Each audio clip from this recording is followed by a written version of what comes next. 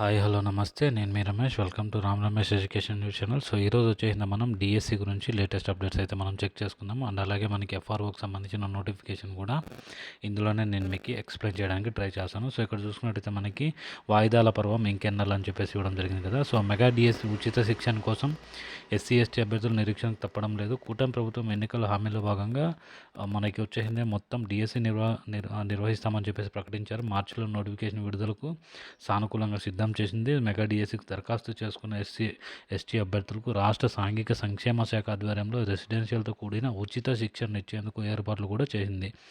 So screening test కూడా రంగం సిద్ధం చేసుకోగా అదే సమయంలో కొన్ని జిల్లాల్లో ఉపాధ్యాయ ఎమ్మెల్సీ ఎన్నికలు రావడంతో ఈ శిక్షణ వాయిదా పడింది. సో మళ్ళీ శిక్షణ నిర్వహణపై అధికారులు ఎటువంటి చర్యలు తీసుకోకపోవడంతో అభ్యర్థులకు ఎదురుచూపులు తప్పడం లేదు. గత ఎమ్మెల్సీ ఎన్నికలు కూడా ముగిసిన వెంటనే శిక్షణ ప్రారంభిస్తే అభ్యర్థులు ఎంతగానో ఉపయోగపడింది. అయితే కాలయాపన చేయడంలో మరోసారి గ్రాడ్యుయేట్ ఎమ్మెల్సీ ఎన్నికలు కోడ్ అమల్లోకి వచ్చింది. సో దీంతో ఈ కోడ్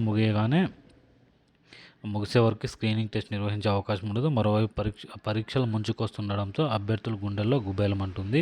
సో 3,000 మందికి శిక్షణ. సాంఘిక సంక్షేమ ఆధ్వర్యంలో స్టడీ సర్కిల్స్తో పాటు వివిధ ప్రైవేట్ సంస్థల్లో ఎస్సీ ఎస్టీ అభ్యర్థులకు డిఎస్సి ఉచిత శిక్షణ ఇవ్వాలని ప్రభుత్వం నిర్ణయించింది. రాష్ట్ర వ్యాప్తంగా 3,000 మందికి శిక్షణ ఇవ్వాలని నిర్ణయించింది.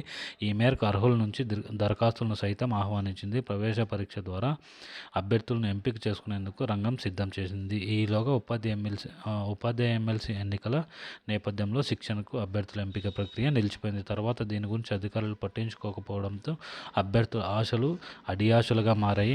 మరోసారి గ్రాడ్యుయేట్ ఎమ్మెల్సీ ఎన్నికలు కూడా అమల్లోకి రావడంతో మళ్ళీ నిరీక్షణకు తప్పేటట్లు లేదు. అక్టోబర్లో వాయిదా మళ్ళీ ఎప్పుడు? ఉచిత శిక్షణ కోసం దరఖాస్తు చేసుకున్న సాంఘిక సంక్షేమ అధికారులు తీరుపై మండిపడుతున్నారు. అక్టోబర్లో వాయిదా పడిన తర్వాత 3 నెలలు గడిచినా కూడా ఇంకా ఎగ్జామ్కి ఎందుకు చర్యలు తీసుకోలేదని ప్రశ్నిస్తున్నారు. మళ్ళీ ఎమ్మెల్యే కోట రావడంతో మరింత ఆలస్యం అవుతుందని చెప్పేసి సో ఈ తరుణంలో పరీక్షకు ఎలా ప్రిపేర్ అవ్వాలో అభ్యర్థులకు అంతు కావడం లేదని చెప్పేసి వాళ్ళు వాపోతున్నారు. సో 3 నెలల పాటు శిక్షణ ఇవ్వాలని సాంఘిక సంక్షేమాధికారులు భావించారు.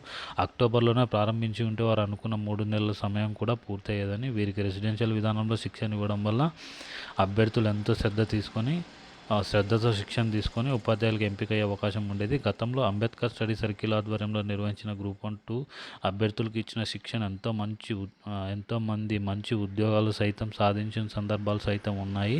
సో ఈ శిక్షణ వాయిదా పడడంతో అభ్యర్థులు తీవ్ర అసహనానికి గురవుతున్నారు. మార్చిలో డిఎస్సి నోటిఫికేషన్ ? సో కాగా ప్రభుత్వం డిఎస్సి నోటిఫికేషన్ మార్చిలోనే విడుదల చేస్తుందని ఇటీవల విద్యాశాఖ మంత్రి నారా లోకేష్ గారు మనకైతే చెప్పడం జరిగిందనమాట. సో మనం దాన్ని చూసుకున్నట్టయితే మనకి ఇక్కడ మనం హెడ్డింగ్స్ చూసుకోవచ్చు. డిఎస్సి ఉచిత కోచింగ్ కోసం ఎదురు చూస్తున్న ఎస్సీ ఎస్టీ అభ్యర్థులు ఇప్పటికే 2 సార్లు వాయిదా. మార్చిలో నోటిఫికేషన్ విడుదలకు ప్రభుత్వం సిద్ధం. తక్కువ కాల వ్యవధిలో శిక్షణ ఎలా అంటున్న అభ్యర్థులు. ఓవైపు ఎమ్మెల్సీ ఎన్నికల కోడ్తో ఇప్పట్లో తరగతుల నిర్వహణ ప్రశ్నార్థకం. స్క్రీనింగ్ టెస్ట్కి ఏర్పాట్లు పూర్తి చేసిన ఎమ్మెల్సీ ఎన్నికల కోడ్ గతంలో వాయిదా. రాష్ట్ర వ్యాప్తంగా 3,000 మంది నిరీక్షణ. సో దాంతో నారా లోకేష్ గారు అయితే స్పష్టం చేశారు. పాఠశాల పునఃప్రారంభించే సమయానికి ఉపాధ్యాయుల భర్తీ ప్రక్రియను పూర్తి చేస్తామని కూడా చెప్తున్నారు. సో ప్రభుత్వం నోటిఫికేషన్ విడుదల చేస్తే సుమారు 15 నుంచి నెల రోజుల్లోపే పరీక్ష నిర్వహించే అవకాశం ఉంది. ఈ నేపథ్యంలో నోటిఫికేషన్ విడుదల చేసిన తర్వాత ఉచిత శిక్షణ ప్రారంభిస్తే ఏం ప్రయోజనమని పలువురు ప్రశ్నిస్తున్నారు. అమరావతి పనుల టెండర్లకి ఎన్నికల కోడ్ నుంచి ఏ విధంగా మినహాయింపు ఇచ్చారో అదేవిధంగా ఉచిత శిక్షణ విషయంలో కూడా ఆ విధమైన ఆదేశాలు వచ్చేలా చూడాలని అభ్యర్థులు కోరుతున్నారు. ఇది ఒక రకంగా ఇలాంటి డెసిషన్ తీసుకోవాలంటే గవర్నమెంట్ కూడా ఆలోచిస్తుంది. ఎందుకంటే వాళ్ళకి కొన్నిటికి దీన్ని నెగిటివ్ అని చెప్పలేం, పాజిటివ్ అని చెప్పలేం, what ever it may. So ఇలాంటివి ముందుకు వెళ్ళాల్సిన సందర్భం ఉంది. సో గవర్నమెంట్ చొరవ తీసుకొని ముందుకు వెళ్తే మనకి ఇంకా బాగుంటుంది. Thank you so much. Please like, share and do subscribe our YouTube channel and support మీ. నేను మీ రమేష్. Thank you. జై హింద్.